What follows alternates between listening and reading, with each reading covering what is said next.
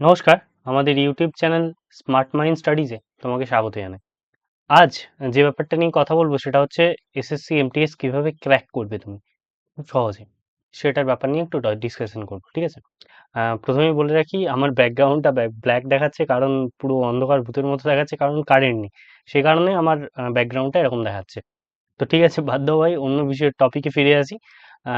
দেখো, যদি আমাদের ক্লাসের সমস্ত নোটিফিকেশন পেতে চাও তাহলে আমাদের টেলিগ্রামে গ্রুপে যুক্ত হতে পারো। আমি চ্যাপ্টার ওয়াইজ রিজনিং এই মুহূর্তে করাচ্ছি, পরবর্তীকালে টার্গেট আছে হিস্ট্রি করানো। তো যদি আমাদের নতুন ক্লাসগুলোর নোটিফিকেশন তুমি পেতে চাও তাহলে আমাদের এই চ্যানেলটার সাথে যুক্ত হতে পারো, স্মার্ট মাইন্ড স্টাডিজ বলে সার্চ করলেই পেয়ে যাবে। যাই হোক, যেটা বলছিলাম ভাই, এসএসসি এমটিএস দেখো, সিলেকশন প্রসেস স্টেজ ওয়ান। এখানে স্টেজ ওয়ান সিলেকশন প্রসেস দেখো, এমটিএস এর দুটো স্টেজ থাকে। দুটো দুটো স্টেজ থাকে, একটা হচ্ছে দুটোই একদিনই হয়, এটা মাথায় রাখবে। যেদিন পরীক্ষা দিতে যাবে সেই দিনই হবে। যারা ফর্ম ফিল আপ অলরেডি করে নিয়েছো তাদের জন্য বলছি, কারণ এর ফর্ম ফিল আপ, প্রথমেই বলে রাখি, এর ফর্ম ফিল আপ কিন্তু হয়ে গেছে। কেউ যদি ভেবে থাকো যে এর ফর্ম ফিল আপ আমি করবো সেই জন্য আমি ভিডিওটা দেখছি, একদমই না। এর ফর্ম ফিল আপ হয়ে গেছে। যারা ফর্ম ফিল আপ করে পড়াশুনো করছো তাদের জন্য ভিডিওটা বানাচ্ছি আমি, যে কিভাবে অতি সহজে ক্র্যাক করবে। খুব সামনেই পরীক্ষা, অ্যাপ্রক্স 60-70 দিন বাকি, 60-70 দিন পর পরীক্ষাটা হয়ে যাবে। তো এসএসসি এমটিএস এর প্রথম একদিনই দুটো স্টেজ হয়, একদিনই ওয়ান ডেতে একদিনই দুটো স্টেজ হয়। তো প্রথম যে স্টেজটা, যখন তুমি কম্পিউটার ওপেন করবে, প্রথম স্টেজে কি থাকবে? প্রথম স্টেজে থাকবে তোমার ম্যাথ আর রিজনিং, এই দুটো জিনিস থাকবে। ম্যাথ আর রিজনিং এ অ্যাটেম্পট অল কোশ্চেন। দেখো, আমি ফার্স্ট স্টেজ নিয়ে অনেক কনফার্ম হবে ভাই, ফার্স্ট স্টেজে তো 30% নাম্বার পেলেই মোটামুটি পাস, আমি পাস করে যাব। আমি বলি ভাই, তুমি পাস করো আর যা করো, তুমি একটা কথা জিনিস মাথায় রাখবে, ফার্স্ট স্টেজটা কিন্তু অনেকের ক্ষেত্রে গুরুত্বপূর্ণ। যদি ধরো আমি পরীক্ষা দিলাম এবং তুমি পরীক্ষা দিলে, তোমার আমার পরীক্ষার ফলাফল যদি সেকেন্ড স্টেজে গিয়ে এক হয়ে যায়, তাহলে কিন্তু প্রথম রাউন্ডে যে বেশি পেয়েছে তাকেই যুক্ত, মানে উপযুক্ত হিসেবে ধরা হবে চাকরির ক্ষেত্রে। এসএসসি এমটিএস এ সিলেকশন তার হয়ে যাবে, তোমার হবে না, কারণ সে প্রথম রাউন্ডে বেশি নাম্বার পেয়েছে, সেই কারণে।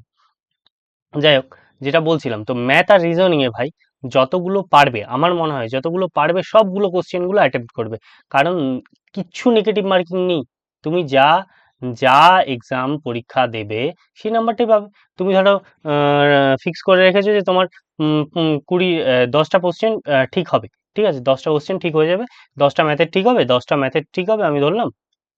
আমার টোটাল তো থাকে 40টা কোশ্চেন, তো 10টা ম্যাথের ঠিক ঠিক হবে ধরলাম। তুমি জানো যে 10টা করলেই আমার ইনাফ, আমি পাস করে যাবো। তো এরকম ভাবনা চিন্তা তুমি রেখে দিয়েছো, আমি আর করছি না, ঠিক আছে, আমি পাস করে যাবো। কিন্তু তোমার তো নেগেটিভ মার্কিং নেই, তো তোমার না করার কিছুই নেই। তো তুমি মন দিয়ে যে প্রথম স্টেজের যে এক্সামটা আছে সেখানে যতগুলো কোশ্চেন আসবে সব কোশ্চেনগুলো তুমি অ্যাটেম্প করো না। যেগুলো ঠিক হয়েছে, বাদ বাকিগুলো করে দাও, কারণ তোমার নেগেটিভ নেই। তো যতটা পারবে আন্দাজে মেরে হলেও ঠিক করার চেষ্টা করবে। আচ্ছা, ফার্স্ট স্টেজ আশা করি ক্লিয়ার, কারণ ফার্স্ট স্টেজ অনেকে কনফিডেন্ট আছে যে আমি পাস করে যাব, এরপরে কিছু কোশ্চেন করলে আমি পাস করে গেলে আর করবো না। এরকমটা করো না, অ্যাটেম্প্ট অল কোশ্চেন, সব কোশ্চেনগুলো অ্যাটেম্প্ট করো। আচ্ছা, সেকেন্ড যেটা আসি, সেকেন্ড হচ্ছে ইউজ পিআইকিউ, যেটা মোস্ট ভাইটাল স্টেজ। সেটা হচ্ছে তোমার ফাইনাল স্টেজ, একটা স্টেজ হওয়ার পর দুটো সেকেন্ড যে স্টেজটা হবে সেখানে কি আসবে? সেখানে আসবে ভাই জিকে, জিকে আসবে, আর কি আসবে? আর ইংলিশ আসবে। জিকে আর ইংলিশ তোমার সিলেকশনের ক্ষেত্রে কিন্তু খুব গুরুত্বপূর্ণ পার্ট হবে। এবার তোমাকে বলে রাখি, এখানের ক্ষেত্রে এই যে তুমি এখানে বাঁচবে কি করে জিকেতে, আমি মনে করি জিকেতে অন্তত 25টা কোশ্চেন থাকবে, তো এখানে 25, আর এখানে 25টা কোশ্চেন থাকবে। তো তোমার অন্তত জিকেতে অন্তত তোমার 20টা ঠিক করা উচিত, আমার মনে হয়। 20টা না হলেও অ্যাপ্রক্স তুমি 18টা তো তোমাকে করতেই হবে। এখানে কিন্তু আন্দাজে ফান্দাজে দিও না, তাহলে কিন্তু গলা কাটা যাবে। আন্দাজে ভুলভাল কোশ্চেন করো না, 20 থেকে 18টা তোমার করতেই হবে। ইংলিশে আমি বলি, ইংলিশটাকে টার্গেট করো ভাই, ইংলিশে অন্তত 22 পাওয়া যায়, অ্যাপ্রক্স 22টা কোশ্চেন ঠিক করা যায়। তো মন দিয়ে যদি এটা এটা করবো কি করে, এটার প্যাটার্নটা বুঝবো কি করে? সব থেকে বেস্ট এটা পিআইকিউ, মানে হচ্ছে প্রিভিয়াস ইয়ার কোশ্চেন, মানে 2023-এ যা কোশ্চেন এসেছিল, 2023-এর এমটিএস এ যা কোশ্চেন এসেছিল, তুমি যদি একটু ভালো করে দেখো, এমটিএস এর কোশ্চেনগুলো ভালো করে যদি দেখো, তাহলে তোমার একদম থট ক্লিয়ারিটি চলে আসবে যে সেই সময় কি প্রশ্ন এসেছিল। তোমার এই মানে তুমি যে কোনো জিনিসের মানে পিআইকিউ যদি করো না, প্রিভিয়াস ইয়ার কোশ্চেন, তাহলে তোমার মাইন্ডটাকে একদম ক্লিয়ার হয়ে যাবে যে প্রশ্নগুলো ঠিক এরকমই আসবে, এটা এই ধাঁচের আসবে, তুমি ধাঁচটা বুঝতে পেরে যাবে। তাই আমি বারবার বলছি পিআইকিউ করো, মাথা অনেকটা খুলে যাবে ভাই। কোথা থেকে জিকের কোশ্চেন করছে, কি রকম ভাবে জিকের কোশ্চেন করছে, কোথা একটা নাচের থেকে দিচ্ছে, একটা দিচ্ছে বই থেকে, যদি একটু মন দিয়ে করো না, ক্লিয়ার, আমি বলছি খুব ক্লিয়ার, খুব ভালোভাবে তুমি একটা জায়গায় পৌঁছে যাবে, আর এমটিএসটা খুব ইজিলি ক্র্যাক করবে। এমটিএস ক্র্যাক করার দুটোই দুটোই আমি বলি স্টেজ, দুটোই জায়গা। যদি এখানে আরেকটা, দুটোই জায়গা, 1 মিনিট তোমাকে আমি একটা নিউ স্লাইড, দুটোই জায়গা নিউ স্লাইড নিয়ে তোমাকে বলি। এই যে দুটোই জায়গা, তুমি একটা হচ্ছে প্রথমে কি করবে, সব কোশ্চেন অ্যাটেম্প্ট করবে, ঠিক আছে, সব কোশ্চেন, অল কোশ্চেন ডান, 1, প্রথম কোশ্চেন হয়ে গেল। আর দ্বিতীয় যা আসবে পিআইকিউ ফলো করো, পিআইকিউ যদি ফলো করো, পিআইকিউ যদি ফলো করো, তাহলে একদম একদম তোমার মাথা একদম ক্লিয়ার হয়ে যাবে, ঠিক আছে, কোনো অসুবিধা থাকবে না। পিআইকিউ যদি করো তাহলে একদমই তুমি কি করতে পারবে,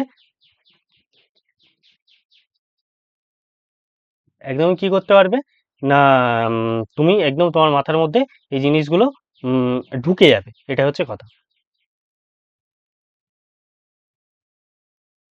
তাহলে তোমাকে পিআইকিউ করার জন্য কি করতে হবে, পিআইকিউ করার জন্য তোমাকে গুগলে যাবে, গুগলে গিয়ে যদি বেসিক্যালি তুমি সার্চ করো যে এমটিএস পিআইকিউ যখনই সার্চ করবে, তখনই তোমার সেগুলো বেরিয়ে গেলে তুমি সেগুলো তুমি কোশ্চেনগুলো অ্যাটেম্প্ট করো, তাহলেই তোমার মাথার মধ্যে অনেক কিছু আসবে। এই জিকে থেকে কিরকম কোশ্চেন দেয় বলছি, জিকে থেকে একটা নাচের দেয়, ঠিক আছে, ডান্স, নাচ লিখে দিই, লিখে দিলাম, সরি, ডান্স। আচ্ছা, আর কি দেয়, আর একটা বুকের থেকে দেবেই অবভিয়াসলি। আচ্ছা, আর কি দেয়, হিস্ট্রি থেকে এক দুটো দিয়ে দেয়, এমন দেবে সেই আমি একবার দেখছিলাম, হিস্ট্রি থেকে একটা দিয়েছিল যে গুরু নানকের জন্মদিন উম, কোন কি কার্তিক মাসের কোন পূর্ণিমা, এরকম কিছু একটা প্রশ্ন ছিল, আমার এই মুহূর্তে মনে পড়ছে না প্রশ্নটা, একদম তোমাকে ওই মাসটা জিজ্ঞেস করে নিয়েছিল, গুরু নানকের জন্মদিন মাস সহ, এরকম মানে এমটিএস এর কি জানো তো, এমটিএস এর ডাইরেক্ট নাম্বার জিজ্ঞেস করে যে ভাই বলো তো ক্যাবিনেট মিশন ভারতে কত সালে এসেছিল, কত সালে ডেট সহ তোমাকে দিয়ে দিবে। ক্যাবিনেট মিশন ভারতে আসে 1946 সালে 24শে মার্চ সম্ভবত, ঠিক আছে। আচ্ছা, ক্যাবিনেট মিশন ভারতে যারা এসেছিল তখন কে এসেছিল, প্যাথিক লরেন্স, এভি আলেকজান্ডার আর স্ট্যাফোর্ড ক্রিপস, এরা তিনজন এসেছিল। এরা তিনজন এসে কি করলো, এরা তিনজন এসে তোমার ক্যাবিনেট মিশন ভারতে এসে গণপরিষদ তৈরি করলো। গণপরিষদ কবে তৈরি হলো, 1946 সালে সম্ভবত 16ই মে, যেটুকু এরকম ভাবে ডাইরেক্ট তোমাকে কোশ্চেন গুলো জিজ্ঞেস করে ডেট সহ, তো মন দিয়ে একটু পড়বে, তাহলে তোমার মানে আমি বলি ইজিলি তুমি এমটিএস ক্লিয়ার করতে পারবে। শুধুমাত্র পিআইকিউ দেখো, তাতে অনেক ক্লিয়ারিটি আসবে। আর প্রথম স্টেজটাতে তোমাকে সব সব সব করতে হবে, এটা মনে রাখবে, প্রথম স্টেজে সব করতে হবে, কারণ সেকেন্ড স্টেজে যদি তোমার টাই হয়ে যায় কারোর সাথে, টাই হয়ে যায়, তুমি যদি শেষের এক পর্যায়ে যদি বসে যাও, টাই হয়ে গেল, তাহলে কিন্তু তোমার ফার্স্ট স্টেজের নাম্বার দেখে কিন্তু তোমাকে পাস করাবে। ঠিক আছে, ক্লিয়ার? চলো ভাই, আশা করি আমার ভিডিও তোমাকে কিছুটা হলো হেল্প করবে। Thank you. আর কারেন্ট নেই, এই কারণে এত ঘাম দিয়েছে, আম, একটু অন্য মনস্কও আছি, এত বেশি গরম লাগছে। যাই হোক, ভিডিওটা ভালো লাগলে ভাই আমাদের চ্যানেল সাবস্ক্রাইব করো, এবং নতুন নতুন আপডেট পাওয়ার জন্য আমাদের টেলিগ্রামে গ্রুপে যুক্ত হতে পারো। চলো, থ্যাংক ইউ ভিডিওটা দেখার জন্য।